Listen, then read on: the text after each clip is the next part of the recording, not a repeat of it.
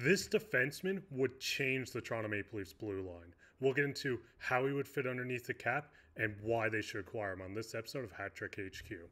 But before we start, I just want to say that 90% of you guys aren't subscribed. So if you're enjoying this daily Leafs and NHL content, make sure to go down and hit that subscribe button. But we'll get straight into this, with the defenseman being Nikita Zadorov. Now, you guys heard me talk about Nikita Zadorov recently, and I just wanted to get straight into this. Nikita Zadorov last year had 14 goals and 7 assists for 21 points with the Calgary Flames last year. This included him playing 18 minutes and 41 seconds of ice time, 174 hits, and 75 block shots. This guy is 6'6", 250 pounds, and he just brings something to the Toronto Maple Leafs team that we had a little bit with Luke Schenn this year. But I just envision this guy just being a bigger Luke Schenn, a heavier guy. He can throw massive hits. 14 goals for a player that size playing on the back end is just incredible. And I think he fits perfectly on this Leafs blue line. When you look at his cap hit, he is making $3.75 million per year this season. He is heading into a UFA at the end of the season with the Calgary Flames, and currently there is no contract extension with Zadorov. There was an article that came out. Wes did ask Zadorov, I think you told us mid-April you'd like to be a Flame for life. If I remember the comment correctly, I'm just curious from your standpoint, any sort of updates on your contract status of what you think moving forward? And Zadorov replied with, well, I mean, I was waiting for an offer. Kind of didn't go that way yet, so we'll see. That's all I can say so far. So when you look at the Zadorov thing, obviously the Calgary Flames have not made him an offer yet. He's a crucial part to their blue line, but with the Flames, we're not quite sure on how they're going to look this year, if they're going to miss the playoffs again.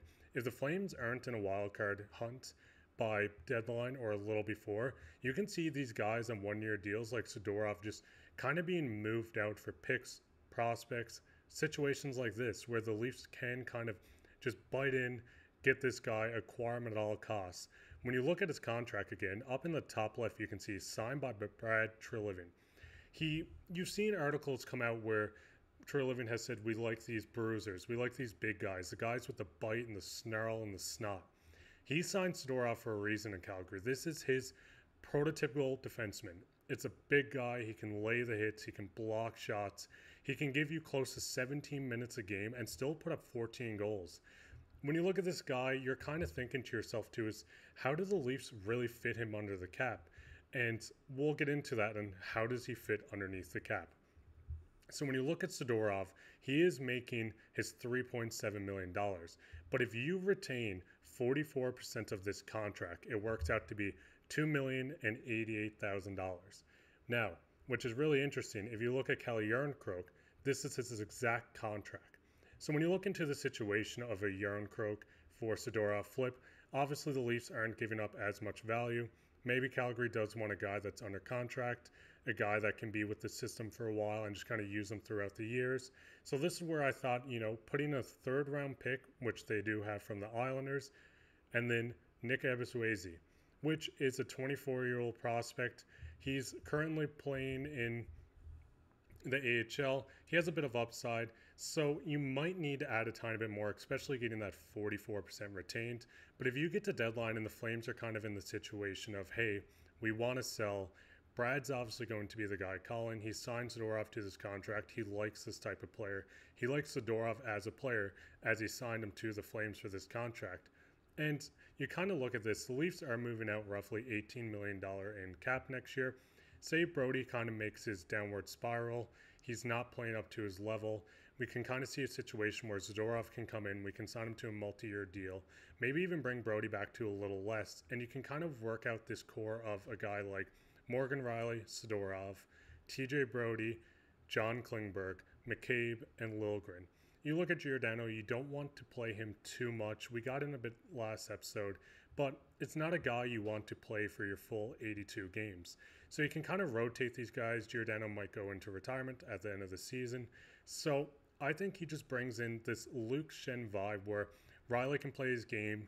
You still have Zadorov on the back end to play defense, lay hits, clear nets, and it gives us free range to Rielly to kind of jump on the rush, play a style of game where he's fast-paced, he can step up, he can make those playmaking plays and still score goals, and have this defensively responsible guy that can kind of back check for him, can clear the net for him, and just let Riley play how he plays. I think this is the perfect guy for the Toronto Maple Leafs. I think he has to be called on.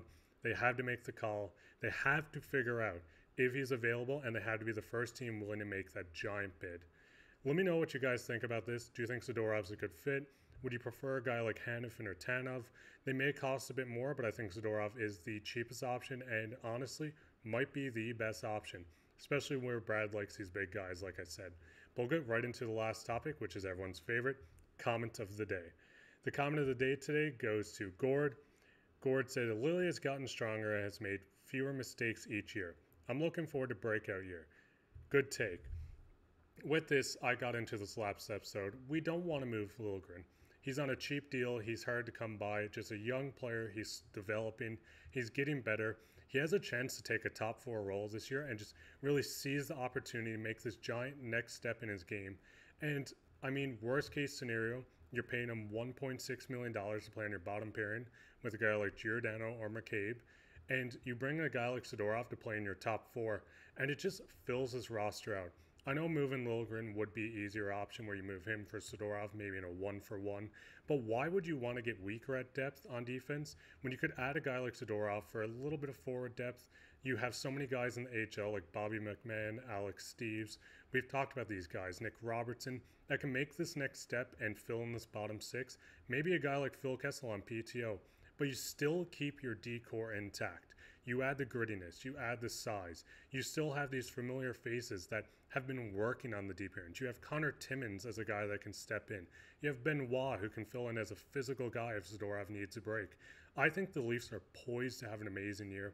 I think a guy like this would just be incredible. I think he'd be one of the biggest adds the Leafs have had in recent years. Obviously, you get a guy like Ryan O'Reilly, situations like that.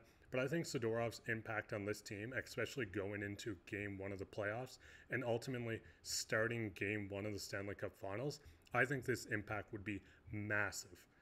Anyways, if you guys have any questions about any of this, you can reach down in the comments.